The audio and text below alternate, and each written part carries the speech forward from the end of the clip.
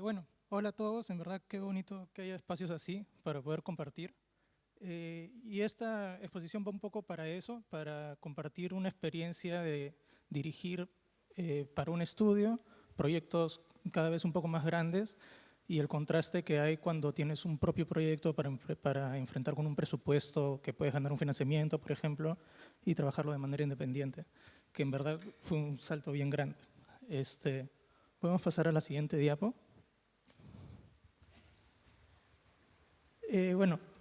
Yo llevo como más de 5 años en el estudio Apus trabajando. Hemos llevado distintos proyectos que, como les digo, cada vez han crecido en complejidad. Yo empecé, de hecho, ahí como animador y después pasé a dirección porque tenía ya varios cortos estudiantiles con los que había trabajado, con los que me conocieron también. Y un poco, desde aquí empiezo un poco para pensar como que qué es lo que es la dirección. Para mí, en verdad, es tener una guía para poder resolver lo que necesite el proyecto que estás haciendo. Cada proyecto tiene distintas necesidades.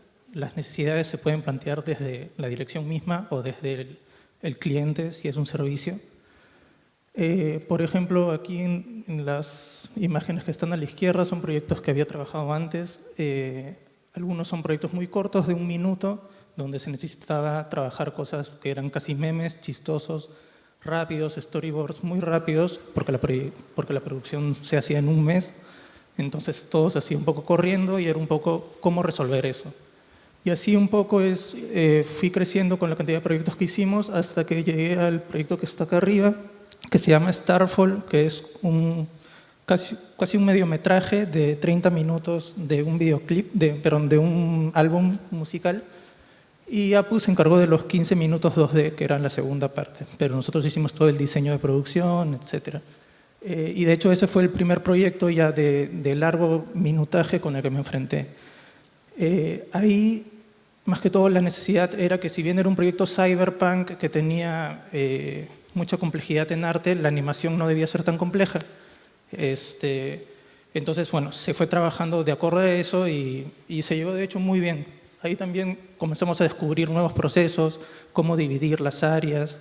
Este fue el primer proyecto del estudio que abarcó todo el estudio y teníamos producciones por cada área separada.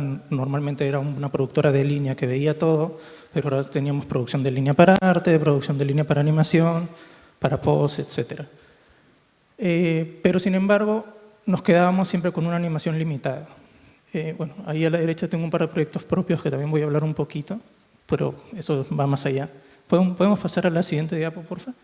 Este es el reel del estudio para que vean más o menos lo que hacemos.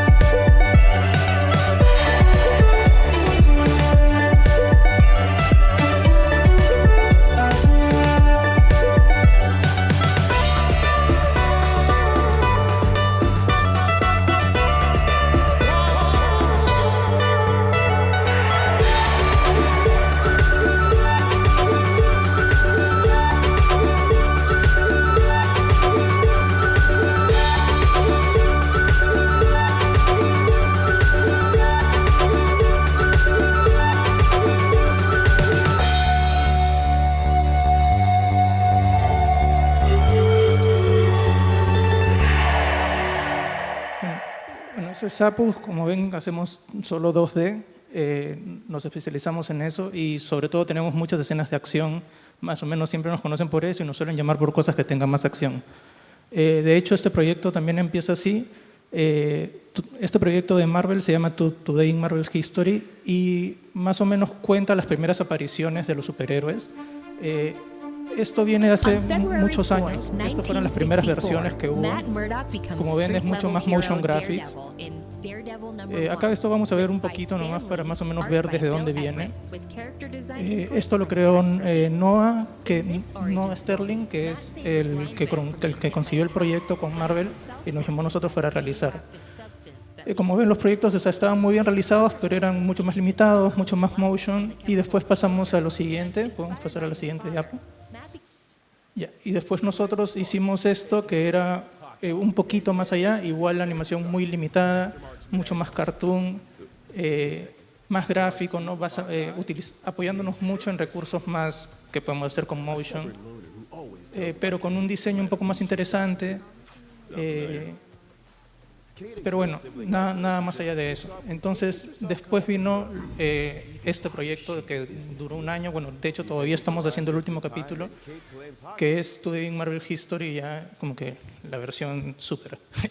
Acá queríamos llegar un paso más allá y para el estudio representaba un reto también por el tiempo de producción que significaba.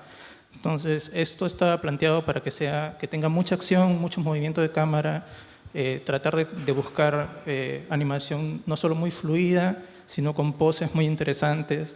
En general, poder mostrar lo mejor que podíamos hacer porque íbamos a tener una vitrina, la vitrina que era Marvel.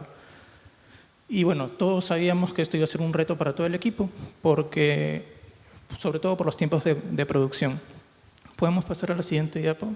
Bueno, un poco para explicar el proyecto, si no lo han visto, esta temporada, digamos, de Today in Marvel History es contada por Miss Minutes, que cuenta cada episodio como una presentación de la línea de tiempo donde aparece cada superhéroe por primera vez. Entonces teníamos esta referencia de Miss Minutes de la serie de Loki. Podemos pasar a la siguiente diapo. Y jugar con todo el universo de TVA. No, pasemos a la siguiente, está bien, gracias. Entonces comenzamos primero a diseñar a Miss Minutes. De hecho, tuvimos varias versiones, pero al final nos pidieron que sea lo más parecido posible al dibujo original.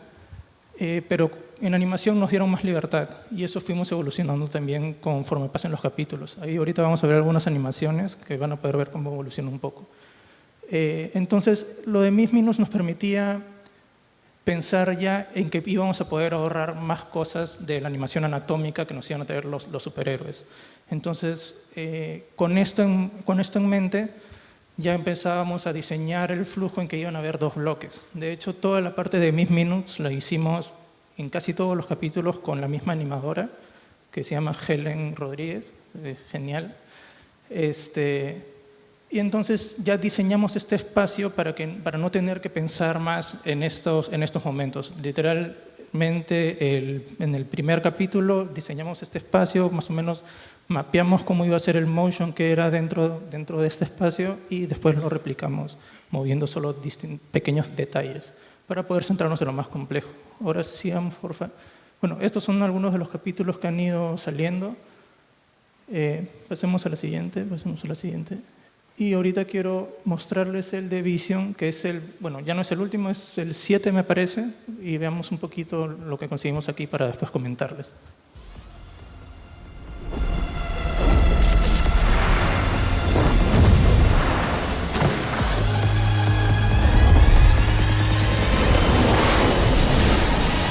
That's certainly a vision. Might not be the friendliest howdy, but I reckon this robo-type fella's got his reasons. Gather round, TVA recruits. On August 8, 1968, in the original timeline, Marvel Comics introduced Avengers number 57, marking the debut of a character called Vision. This fella had a villainous origin. Vision's on a mission to destroy the Avengers, and he's starting with Janet Van Dyne. Janet manages to hit the alarm, calling in the rest of the team for backup. Just when it seems like Vision's about to win the fight, he suddenly collapses out of nowhere. The Avengers are trying to figure out who this guy is and why in the world he's trying to take him down.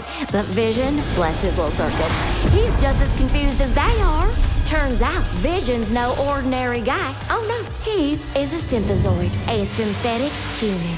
And then it hits him. His creator, Ultron 5, ordered him to destroy the Avengers. But plot twist, now that Vision's back in control of his programming, he tells the Avengers he's on their side and he's gonna lead them straight to that metal menace. He pulls off the unthinkable. In all the chaos, Ultron 5 explodes, losing his head in the process. The Vision has a heart more human than most, and that's why he's still one of the Avengers' most powerful and soulful members today. I'll see you next time, recruits. For all time, always. Bueno, entonces, como ven, este proyecto es bien complejo.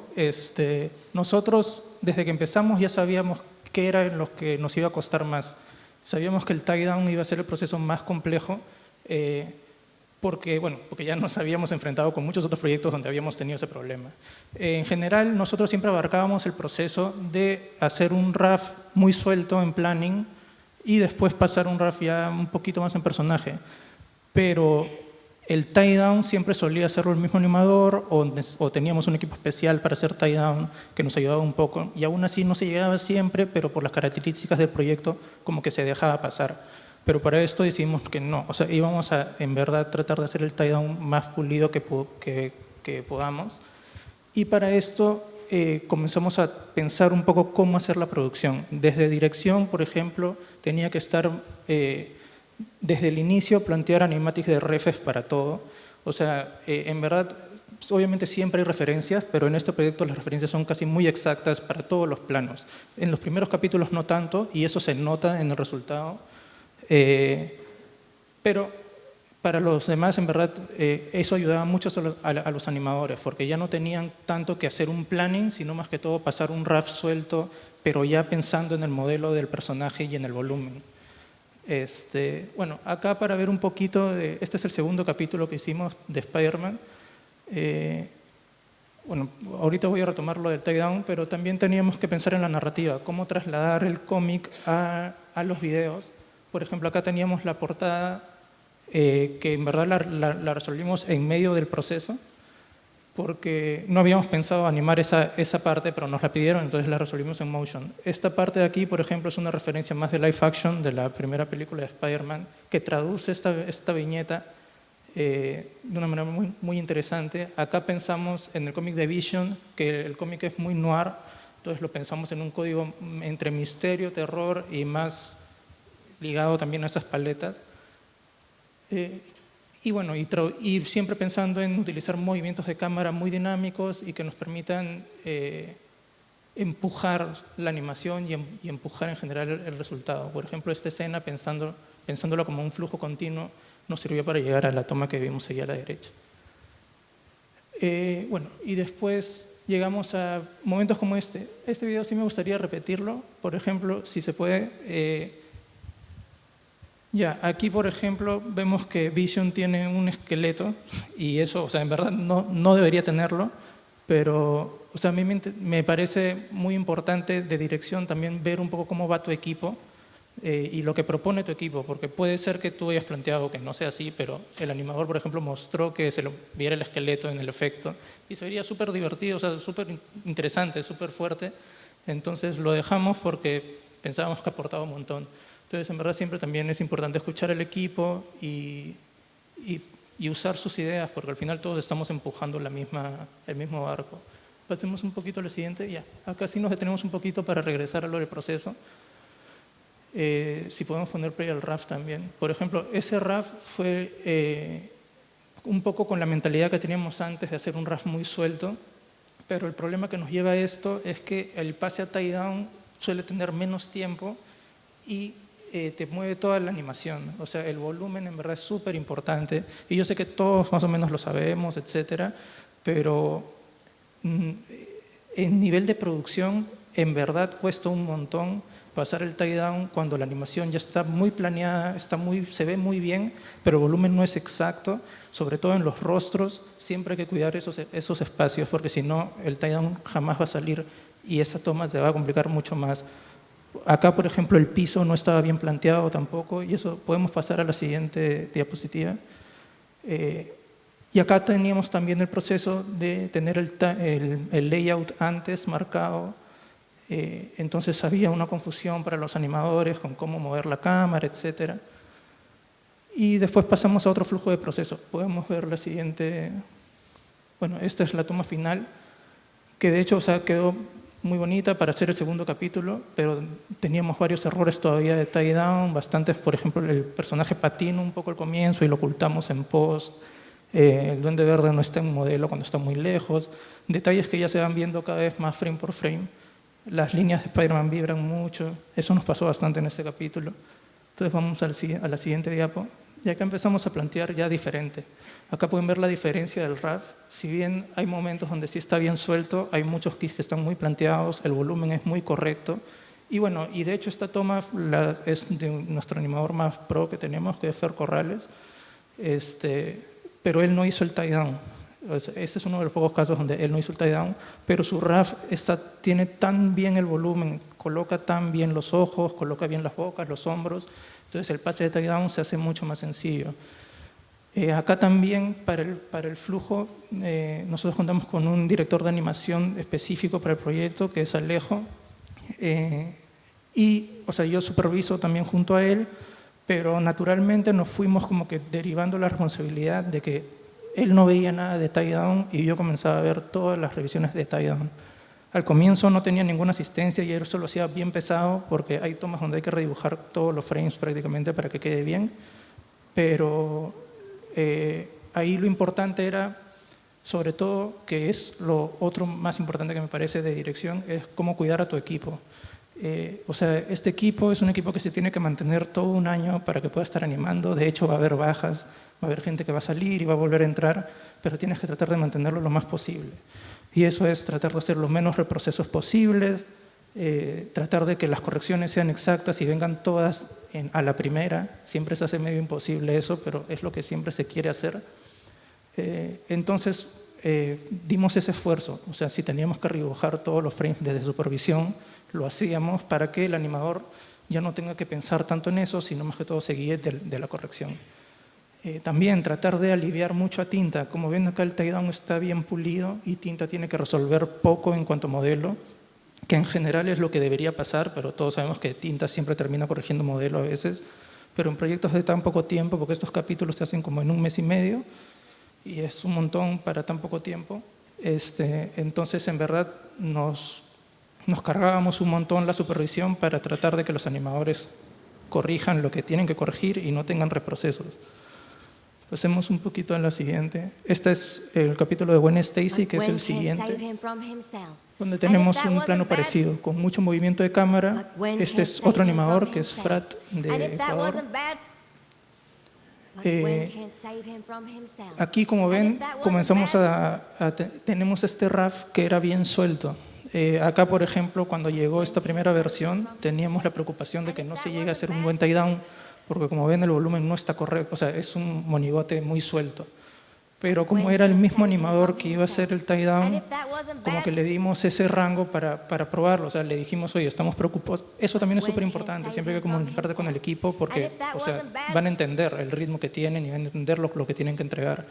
Entonces, acá le comentamos que estaba muy suelto su RAF, pero que si quería pasara de frente a tie down y no pasara a RAF. Nosotros ya conocemos a ese animador mucho tiempo, yo he trabajado con él mucho tiempo, entonces como que tenía esa confianza para tratar de probarlo así. Y al final, digamos, sí llegó un buen tie down, tuvo varias correcciones, pero bueno, se llegó. Y en Tinta no hubo que corregir mucho. Entonces, en verdad, siempre lo que se trata es hacer el tie down más pulido posible para que Tinta no tenga que interpretar. Aquí, cuando ya empezamos a manejar mejor el flujo, también comenzó a aparecer el problema de que la línea era muy gruesa. O sea, en verdad son cosas bien puntuales que les estoy contando, pero cuando enfrenten una producción se van a encontrar que estos detalles importan un montón. El grosor de la línea de tie down nunca debe ser tan gruesa, porque la interpretación del artista de Tinta no sabes cómo va a ser. no sabes si la línea la va a hacer por afuera o por adentro o por el medio. Y eso te puede cambiar completamente cómo se ve el personaje. Entonces, eso hay que considerarlo bastante. Y me olvidaba algo muy importante del proceso también. Nosotros empezamos con esta idea de hacer los layouts antes y después pasar a animación, menos en las escenas donde había mucha acción, que el layout viene después. Pero lo que nos empezamos a dar cuenta era que primero que no alcanzábamos con el ritmo y que mejor sería tener que los artistas de layout supervisen tie-down. Eso funcionó unos capítulos muy bien, o sea, comenzamos a hacer, en vez de hacer 3 layouts por toma, hacíamos 1, y después en las correcciones ya no solamente lo veía yo, por ejemplo, en supervisión, sino ya disponía de los artistas de diseño de personaje o de layout para hacer las correcciones. Entonces eso agilizó un montón de proceso también y nos evitaba reprocesos para los animadores y los entintadores. Y pasemos a la siguiente. Y bueno, aquí hay diferentes planes de fondos para tratar de que los artes aguanten la post. Como ven, no se necesita... bueno, en este caso, en el de la derecha sí es un arte final, pero acá a la izquierda al comienzo es un fondo prácticamente puesto y como que comprendimos que no necesitábamos más allá de una pared bien hecha y algún prop que nos hiciera profundidad. Entonces resolvimos muy rápido, pero en otros casos estos planes nos ayudan un montón para evitar reprocesos, porque como les digo, ahorita en estos proyectos el tiempo es muy corto, entonces hay que tratar de cubrirte lo más posible desde el inicio, por eso también el animatic de refs, etc. Pasemos a la siguiente. Y bueno, esta parte lo voy a pasar un poco más rápido para llegar un poco a la parte de cómo esto es diferente en un proyecto independiente. Bueno, este fue el diseño que nosotros nos inspiramos en un comienzo para lo que queríamos hacer. Pasemos a la siguiente diapo. Este fue el primer personaje que se diseñó con un estilo muy anguloso, muy dinámico. Queríamos que se vea ágil, moderno. Pero esto fue aprobado, les encantó, pero después cuando comenzamos a ir a los siguientes personajes, pasemos a las siguientes diapos, comenzamos a llegar a los personajes que eran más adultos. Los personajes que eran más adultos queríamos hacerlos más grotescos, con anatomías mucho más grandes, más contrastantes, pero estos, para nosotros se veía súper chévere, pero no gustó. Entonces tuvimos que regresar y acercarnos más al original de los personajes. Esto solo pasó al comienzo, de hecho nosotros empezamos a trabajar en Navidad del año pasado más o menos, y el primer capítulo salía como en a finales de enero, entonces esto fue todo volando. En verdad era probar, estar todo el equipo metido, si bien había dirección de arte, dirección de animación, la dirección general, todos estábamos viendo todo para no tener tiempo de error prácticamente y responder súper rápido. Pasemos a las siguientes. Bueno, acá vamos a ver varias exploraciones, se buscó algo más cartoon también, pero recuperamos un poco el estilo más dinámico, más ágil y que no se alejara tanto del diseño original. Pasemos a la siguiente. Bueno, acá vamos de nuevo con los adultos, que queríamos seguir rompiendo un poco, pero de nuevo se rechazó. Pasemos a la siguiente, porfa. Pasemos a la siguiente. Y ya llegamos al diseño final de cómo iban a ser el estereotipo de la chica para no tener que rediseñar tantos cuerpos. Comenzábamos a reutilizar un mismo cuerpo en varios personajes. Y bueno, y de los superiores más jóvenes y más musculosos que iban a ser como este. Pasemos a los siguientes. Y este es el primer key para entender un poco cómo iba a funcionar los efectos, cómo iban a funcionar los fondos. Pasemos a la siguiente, porfa. Y bueno, y ahí ya venimos. Y a partir de ahí, el equipo de personajes fue hasta el final. No teníamos todos los guiones todavía, pero de todos los guiones que se tenía, se empezaron a desarrollar todos los personajes para poder contar con esos artistas después en layout. Pasemos, por favor. Y bueno, acá esta etapa fue cuando todavía hacíamos color keys. En verdad, para que vean un poco la rapidez de este proyecto, decidimos en un punto dejar de hacer color keys porque ya más o menos todo el equipo conocía cómo funcionaban los fondos, cómo funcionaban los efectos. Entonces dejamos esto de lado. Pasemos a la siguiente, donde veíamos un poco cómo iban a integrar los efectos, etcétera, o las sombras. Pasemos a la siguiente, por favor. Este fue el último capítulo para el que hicimos color keys, el de Ghost Rider. que acá de hecho nos sirvió un montón para entender cómo iba a funcionar el fuego. Pasemos a la siguiente, por favor. Y listo. Y acá comprendimos varias cosas también. Por ejemplo, la oscuridad de los fondos es muy importante, incluso si no va a haber ningún efecto. Para la composición es muy útil que los fondos no sean muy claros, porque si no, para comenzar el personaje se va a perder, a no ser que sea un contraste muy en silueta. Siempre los fondos oscuros ayudan un montón en producción. Pasemos un poco a la siguiente. Y acá vamos a ver el capítulo de Gwen Stacy. Y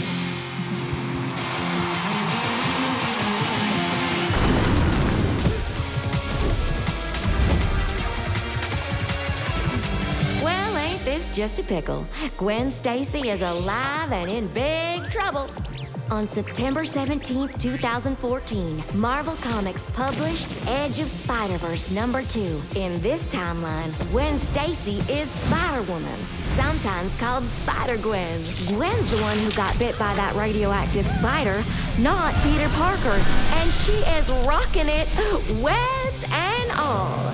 Things take a turn when her bestie Peter Parker turns himself into the Lizard. But Gwen can't save him from himself.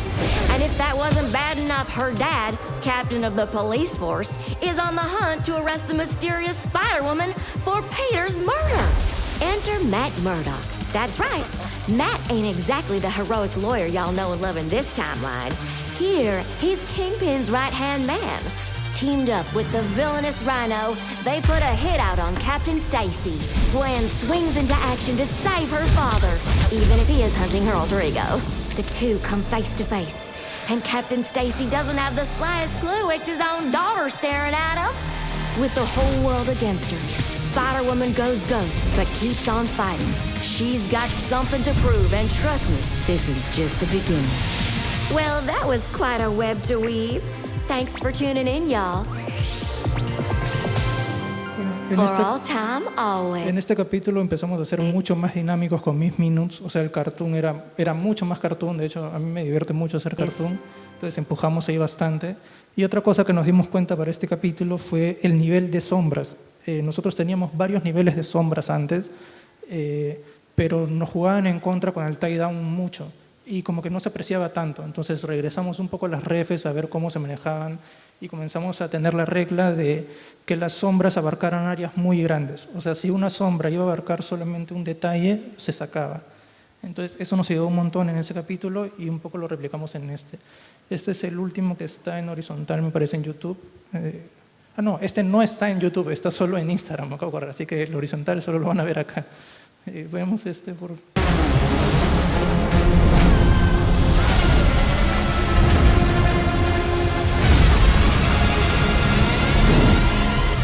Wait just a tick.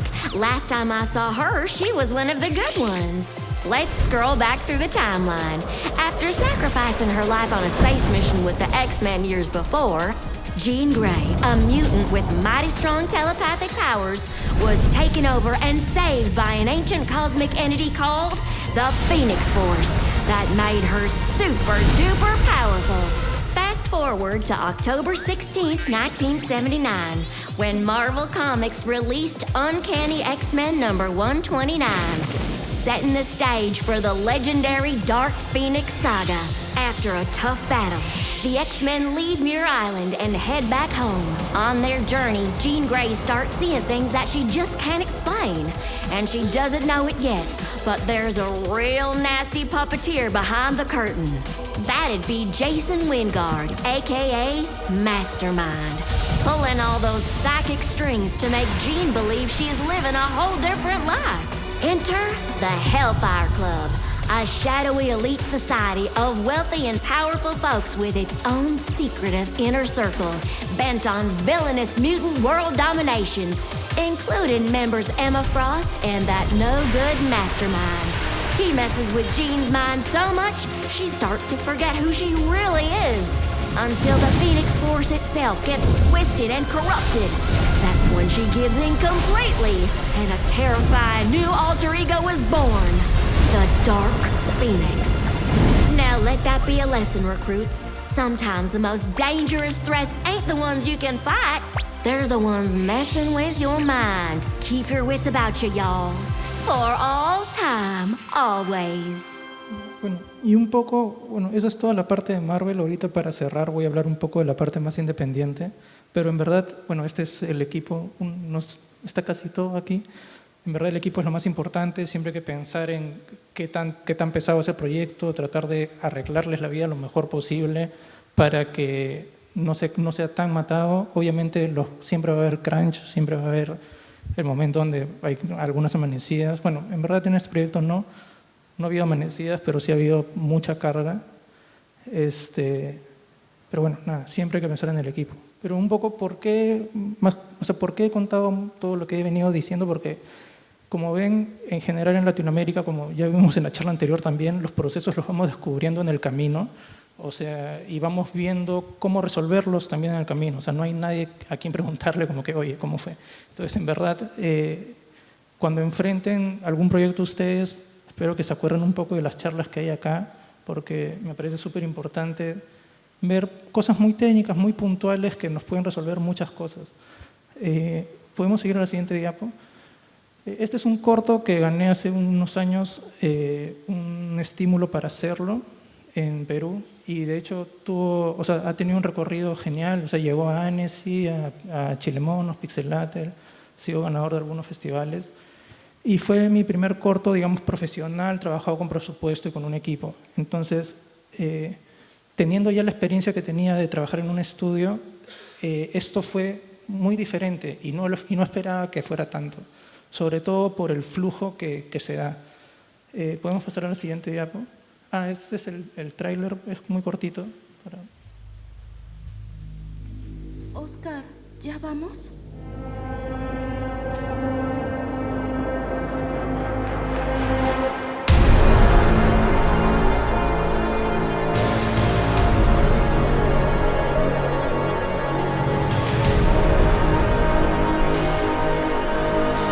Escúchame, Oscar. Tienes que ser hombre.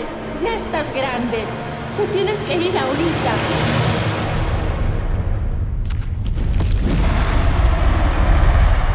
Vendepatria.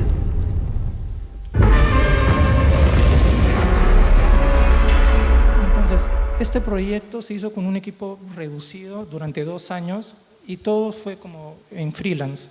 Entonces, acá el proceso, claramente nos dimos cuenta de muchas cosas. Primero, que nos conviene mucho más, esos son los festivales de los que llegamos. En verdad, nosotros enfocábamos a tener la selección a Annecy y fue lo primero que salió. En verdad, fue un sueño para todo el equipo, porque en Perú es el primer corto que llega, que ha sido financiado por el Estado. Entonces, en verdad, es un súper logro, que estamos muy orgullosos. Y un poco fue, claro, retomando un poco lo que dije al comienzo, dirección es qué es lo que necesita el proyecto. Y bueno, este era mi proyecto y yo quería que tuviera una identidad propia y que fuera realizable. Entonces hice un estilo dentro de todo sencillo, que más o menos manejara la paleta de colores que yo estoy acostumbrado, muy saturados, muy monocromáticos, contrastantes. Y al final eso fue lo que un poco lo llevó a tantos lugares, ¿no? Esa visión de tener de identidad y de marcar algo que sea peruano también. Fue lo que gustó mucho. Siempre comentan los colores, el diseño de personaje, etc. Pero en cuanto a producción, por ejemplo, aprendimos un montón. Aprendimos que tal vez no es necesario tener tantos artistas frilos, si puedes tal vez pagar menos tiempo, full time, a artistas un poco con más experiencia. Eso te puede resolver muchas cosas en producción.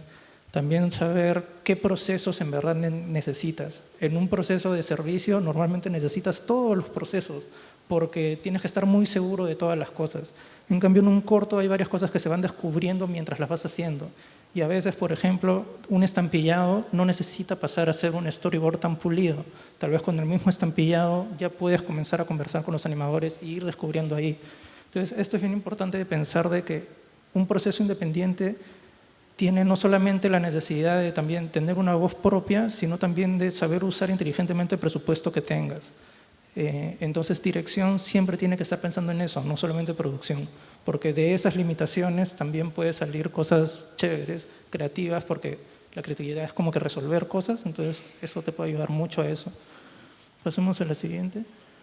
Por ejemplo, un ejemplo de lo que dije, yo gasté mucho presupuesto haciendo exploraciones el fondo anterior era un fondo final y este fue un concept que yo hice para presentar el proyecto, la postulación, y como ven es exactamente igual. Entonces esa exploración que hice tal vez no me sirvió tanto, hubiera podido invertirla más en animación, pero son cosas que se aprenden y de cosas que tienes que también pasar, uno mismo tiene que pasar, ¿no? Entonces, nada, crean un poco en eso. Bueno, este es un nuevo proyecto que estoy haciendo y un poco va también con la idea de empujar un poco más lo que fue el corto pasado. Pasemos a la siguiente diapo, por favor, que es trabajar una animación un poco más compleja, el corto hacerlo de menor duración y tratar de ser un poco más competitivos a nivel internacional, que eso también está bueno pensar qué es lo que quieres hacer con tu corto o con tu contenido, etc. Y nada, y eso es un poco... en verdad espero, no sé si hay tiempo para preguntas o después se acerquen a preguntar, porque eso es un poco para generarles la mayor cantidad de preguntas que puedan tener, a ver si se las puedo responder o les puedo pasar el contacto de alguien que sí se las puede responder. Y eso es un poco todo. Muchas gracias. A eso, sí.